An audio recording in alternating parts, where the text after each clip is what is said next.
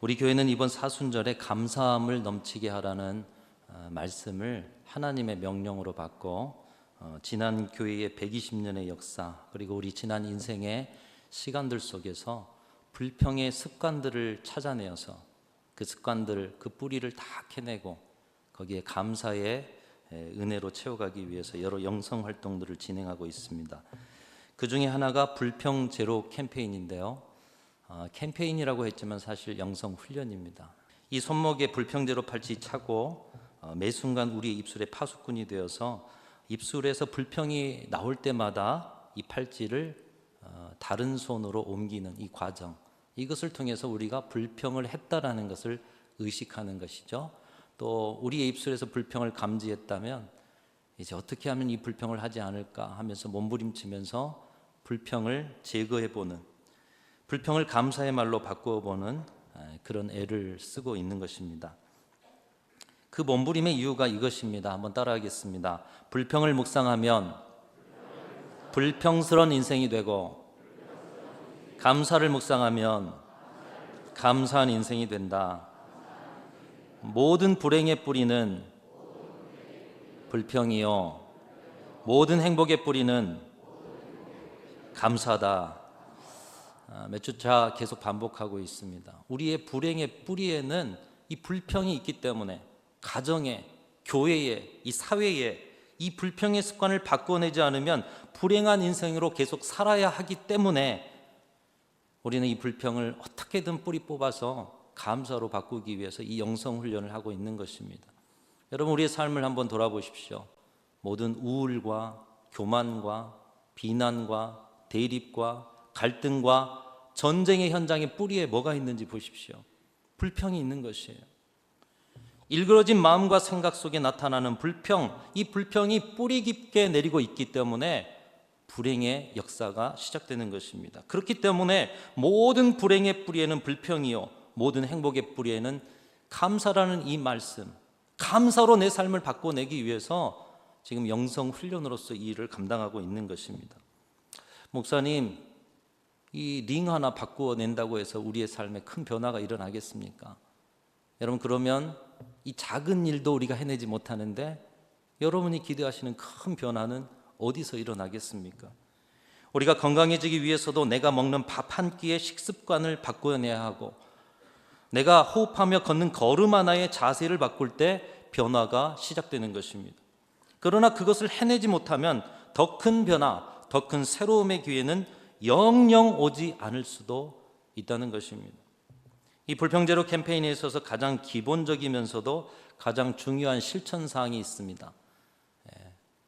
우리가 불평을 할 때 팔찌를 빼내어서 다른 쪽에 차는 것, 이게 기본적이고도 중요한 작업입니다. 이것을 제대로 실천하지 않는다면 여러분 잘못하고 계신 것입니다. 불평을 했는데 귀찮다, 그냥 다음에 잘하지, 내가 인식했으니까 됐지, 이게 아니고 불평을 했으면 이것을 빼내어 다른 팔목에 채워야 한다는 것이죠. 변화는 거의 일어나지 않거나 잠깐 후에 다시 옛날로 돌아갈 수밖에 없는 것이 머릿속에서만 하는 일이에요. 이 머릿속의 것을 행동으로 바꾸는 것, 이것이 참 중요하다는 것이죠.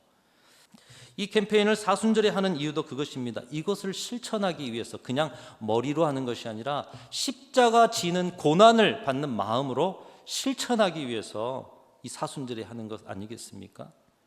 가정 가운데 바꾸려고 해도 바꾸어지지 않는 불평, 그것으로 인해서 생겨난 불행을 바꿔보려고, 교회 안에서 바꾸려고 해도 바뀌어지지 않는 것을 바꾸어 보고자 이 사회 속에서도 수도 없이 난무하는 불행의 씨앗들인 이 불평의 말들을 우리 믿음의 사람들로부터 제거하고자, 여러분, 그것이 웬만한 일로 되어지지 않다 보니 사순절에 우리가 십자가 지는 이 고난을 받는 마음으로 좀 바꿔봅시다. 그 첫 번째 행위가 여러분 불평하실 때 빼내어 가지고 다른 발로 옮기시는 것이다. 별거 아닌 것 같지만 이게 중요하다라는 거예요. 그 일을 위해서 우리 모두는 교회 앞에, 하나님 앞에 서약하고 일을 시작했습니다. 그래서 우리 가정과 우리 교회와 이 사회를 불평의 청정, 불평이 없는 청정구역으로 만들어보자 결단을 하신 거예요. 여러분, 이번 사순절에 여러분의 결단이 삶으로 실천되셔서 여러분이 살아가는 곳에 불평이 제거가 되고 진정한 행복이 시작되는 그런 은혜가 있으시기를 주님의 이름으로 축원합니다. 오늘 특별히 하박국 말씀을 통해서 어떻게 하면 우리가 불평을 감사로 고쳐낼 수 있는가, 이 불평을 감사로 고쳐낼 수 있는 지혜가 무엇인가를 말씀을 통해 배우게 됩니다. 이 하박국이라는 선지자는 이스라엘이 멸망할 무렵, 특별히 바벨론의 멸망할 무렵에 풍전등화와 같은 시절에 하나님께 부름받아서 쓰임받은 그런 선지자였습니다. 이 하박국을 통해서 우리에게 이 감사의 삶을 가르치고 계셔요. 자, 우리가 불평을 제거하고 감사하기 위해서는 첫 번째로 내 뜻이 하나님 뜻보다 앞서는 자리를 분별하실 수 있기를 축복합니다. 내 뜻이 하나님 뜻보다 앞서는 자리. 하박국 선지자도 선지자이면서도 그랬습니다. 그래서 위로가 됩니다. 오히려 그도 스스로 불평하고 있다는 것을 알아차리지 못하고 있습니다. 하나님 앞에 세상의 불의와 세상의 부정한 그 모습들을 탄원하면서 기도하는데 기도 중에도 불평을 하고 있는 거예요. 기도 중에도. 하나님 왜 하나님이 택한 이 백성들, 이스라엘 민족들 가운데 불의와 부정이 판을 치고 있습니까? 그런데도 왜 하나님은 침묵하고 계시고, 하나님 언제까지 이 민족, 거룩한 주의 민족이 부정과 부패에 떨어지는 것을 내버려 두실 겁니까? 왜 강포로 신음하는 연약한 자들에게 구원을 베풀지 않으십니까? 하박국은 선지자였습니다. 하나님이 그를 불러 쓰실 만큼 시대의 불의와 부정의 사실을 그대로 볼 수 있는 눈을 가진 그런 사람, 하나님이 인정하실 만큼. 문제는 시대의 불의와 부정을 보았다면 포악과 강포를 행하며 다툼과 전쟁의 세상으로 만들어가는 그들을 향해서 회개하라, 하나님의 뜻을 쫓아가라, 그들의 행위를 고치고 여호와께로 돌아가라, 그들을 향하여 선포할 입술을 하나님을 향한 불평의 입술로 사용하고 있다는 것이 문제였다는 것이. 선지자가 세상을 향해 선포해야 되는데 하나님 왜 이대로 두십니까? 원망의 입술이 된 것이에요. 그럼에도 하나님께서는 하박국 선지자에게 친절하게 대답해 주십니다. 하박국이 말하는 불의와 부정의 이스라엘 민족을 내가 두고 볼 수 없어서 갈대아 사람, 즉 바벨론 사람을 통해 심판할 것이다. 우리말로 바꾸어 본다면 한국 사회의 어두움을 심판하시기 위해서 일본 민족을 쓰신다고 말하는 것과 비슷한 느낌입니다. 여러분, 그렇다면 아무리 하나님의 뜻이어도 마음속에 뭔가 분개하는 마음이 생겨나지 않습니까? 그랬더니 이번에는 왜 하박국이 이렇게 말합니다. 왜 하나님이 택하신 거룩한 민족을 이방의 부정한 민족으로, 우상 섬기는 민족으로 심판하려고 하십니까? 그것이 옳은 방법이요 하나님께 영광이 되겠습니까? 마음에 분이 난 하박국은 내가 하나님께 드린 이 질문 어떻게 대답하시나 보자 하면서 성루에, 파수에 올라가지고 거기에서 갈대아 민족이 정말 내려오는가, 하나님이 어떻게 대답하시는가 지켜보리라. 마음의 분을 가지고 하나님을 향해 있어요. 여기에서 우리는 불평이 무엇인지를 분명하게 보게 됩니다. 불평의 말들을 가만히 살펴보십시오. 여러분, 불평의 말들, 그 말들을 살펴보면 대부분의 내용이 내가 원하는 대로, 내가 생각하는 대로 되지 않을 때 내뱉는 말들이라는 것입니다. 하박국은 하박국 자신이 원하는 대로 되어지지 않자 하나님 앞에 불평하고 있어요.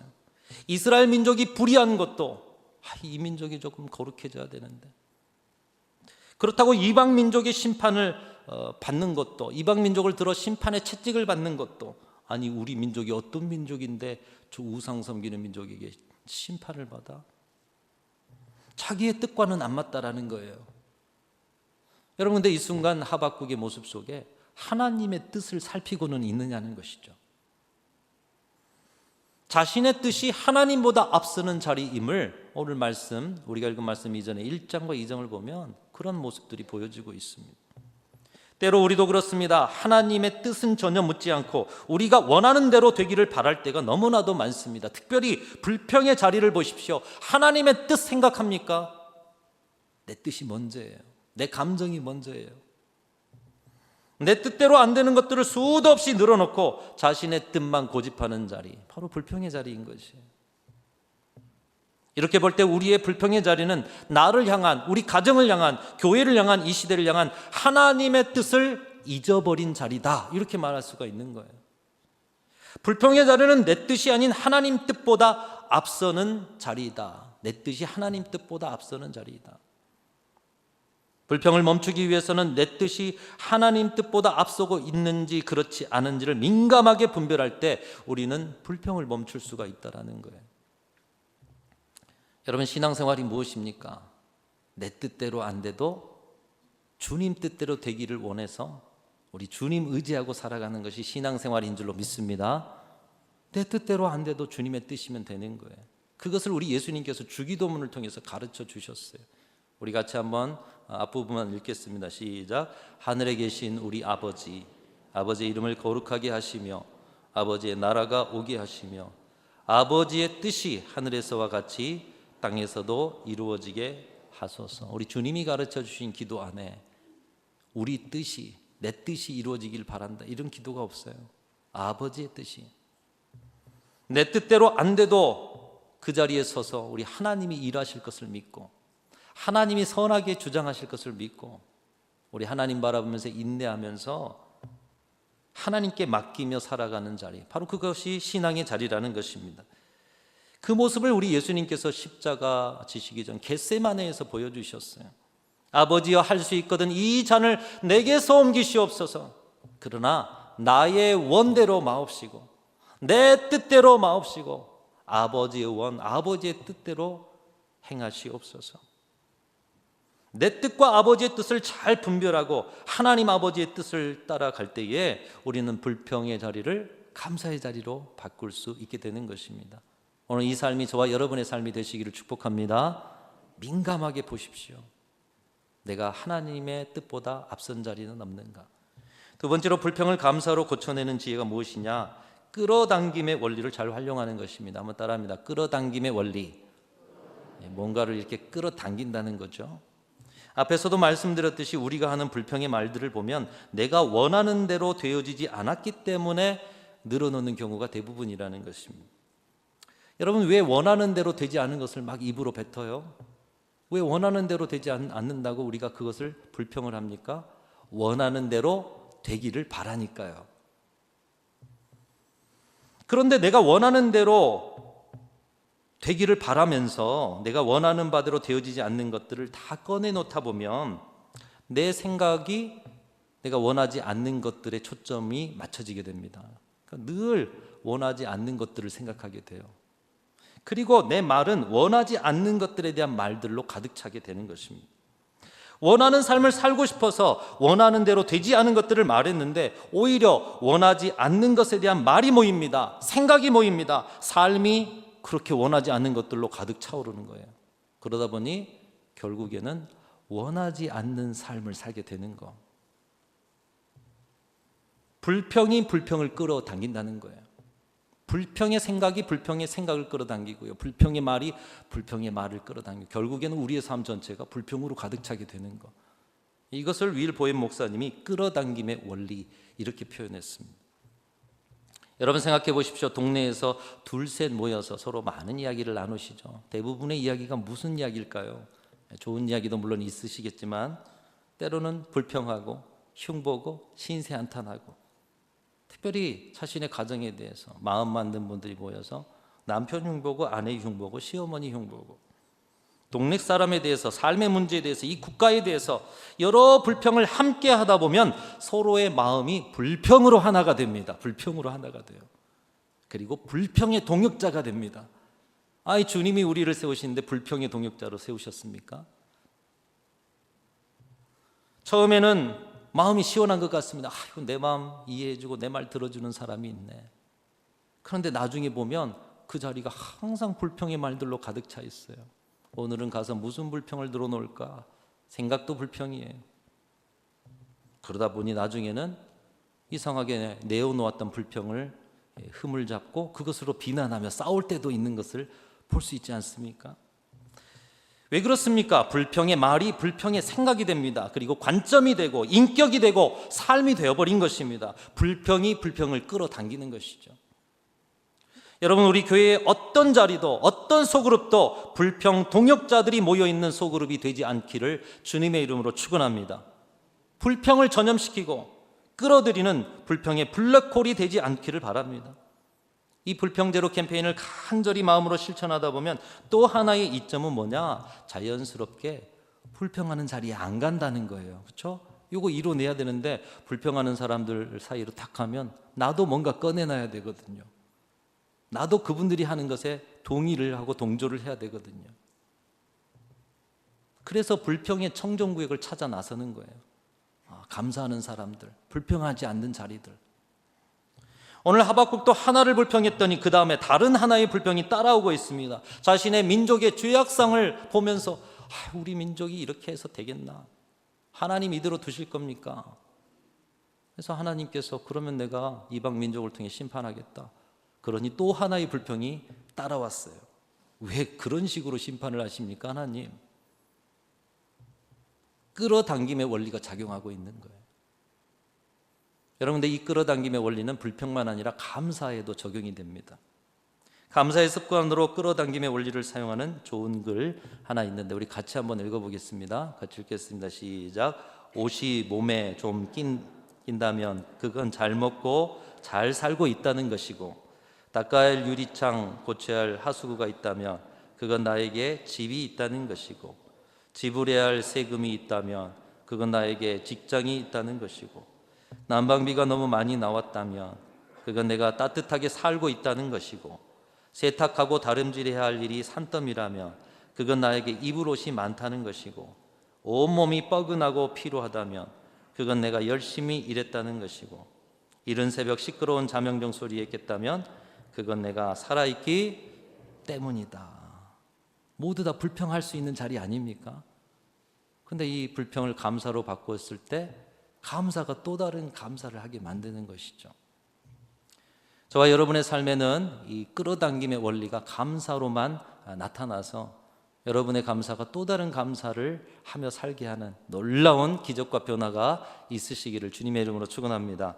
세 번째로 불평을 감사로 고쳐내는 지혜가 무엇이냐? 인생의 주인을 하나님만으로 고백하실 수 있기를 축복합니다. 내 인생의 주인이 하나님이십니다. 하나님이 내 인생의 주인임을 인정하실 수 있기를 축복합니다. 여러분, 내가 주인이면 내가 하려다 보니 내 뜻대로 안 되는 것에 대해서 불평할 수밖에 없어요. 그렇죠? 내가 주인이면 내가 하려고 해요. 내 뜻이 이루어져야 돼요. 그러니 불평할 수밖에 없어요. 근데 하나님이 주인이시면 내 뜻대로 안 돼도 하나님이 인도하실 것이기 때문에 불평할 이유가 없는 것이에요. 우리가 믿는 하나님은 어떤 하나님입니까? 특별히 하박국 3장을 통해서 항변하는 하박국에게 말씀하시는 하나님, 그 하나님께서 하나님이 어떤 분이신지를 계시해 주고 계셔요. 하박국아, 걱정하지 말아라, 염려하지 말아라. 비록 이스라엘 민족 내 백성이 심판을 받을지라도 의인은 믿음으로 말미암아 살 것이다. 이 불의와 불법의 세상 속에서도 하나님 앞에 의인된 사람들은 믿음으로 살 것이다. 그러나 네가 말하는 그 선택받은 이스라엘 민족 거룩한 내 백성들의 불의와 불법을 봐라. 그들이 말할 수 없는 욕심과 제약으로 인해서 담에서 돌이 부르고 집에서 들보가 응답하리라. 무슨 말입니까? 얼마나 죄악이 패역하게 난무했으면 저 담벼락에 돌이 날아온다는 거예요.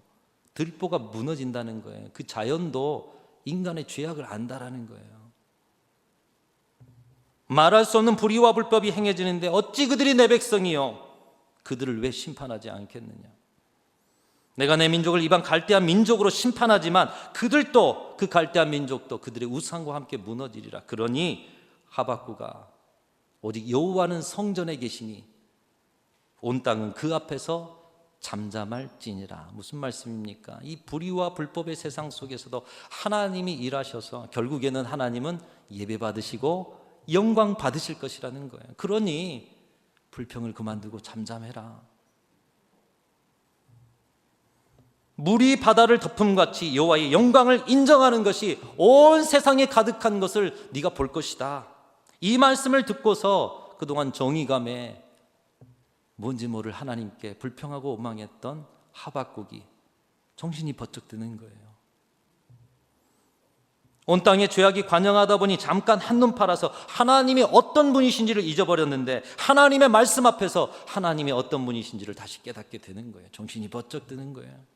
아, 우리 하나님은 이 불의보다 크신 분, 이 부정함보다 크신 분, 문제보다 크신 분, 세상의 권세보다 크신 분, 우리 하나님은 선하신 분, 우리 하나님은 전능하신 분, 우리 하나님은 우리를 향한 선한 계획을 반드시 이루고야 마시는 분이시구나. 내가 그것을 잊어버렸구나. 그것을 깨닫으면서 하박국의 불평이 기도로 바뀌게 되는 거예요. 그래서 하박국 3장 초반에 보면 주님의 그 심판의 일을, 주의 일을 수년 내에 부응케 하옵소서. 온 세상의 주인 되신 하나님을 향한 불평을 이제는 감사와 찬양으로 바꾸는 말씀이 우리가 암송한 하박국 3장 17절 18절 말씀입니다. 우리 같이 한번 읽어보겠습니다. 시작. 비록 무화과 나무가 무성하지 못하며 포도나무에 열매가 없으며 감람나무에 소출이 없으며 밭에 먹을 것이 없으며 우리의 양이 없으며 외양간에 소가 없을지라도 나는 여호와로 말미암아 즐거워하며 나의 구원의 하나님으로 말미암아 기뻐하리로다. 여러분 가만히 들여다보면 다 불평거리 아닙니까? 아니, 나무에 열매가 맺혀야 되는데 열매가 없어요. 밭에 먹을 것이 없고요. 우리의 양이 없어요. 아무것도 없어요. 이 전쟁에 짓밟힐 이 땅에 앞으로 그렇게 공허하고 핍박받고 힘겨움이 몰려올 것 같은 그런 시절.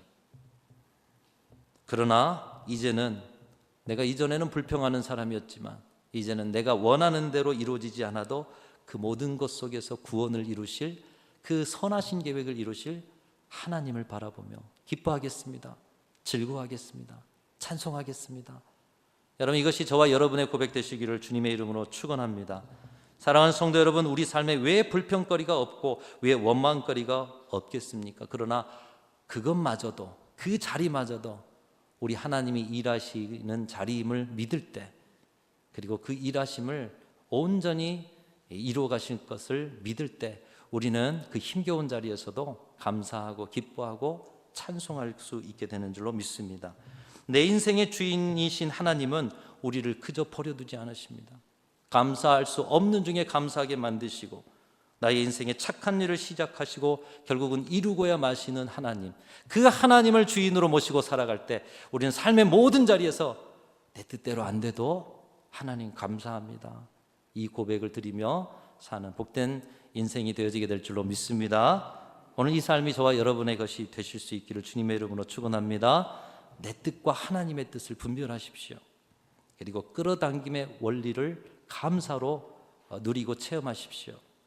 인생의 주인을 하나님만으로 고백하십시오. 그러할 때 여러분의 삶에는 이제 불평의 이 뿌리들이 다 뽑히고 감사의 새로운 뿌리들이 자라나 하나님이 기뻐하시는 인생과 열매를 맺어가게 될 줄로 믿습니다. 이 삶을 살아내시는 저와 여러분의 사순절이 되시기를 주님의 이름으로 축원합니다.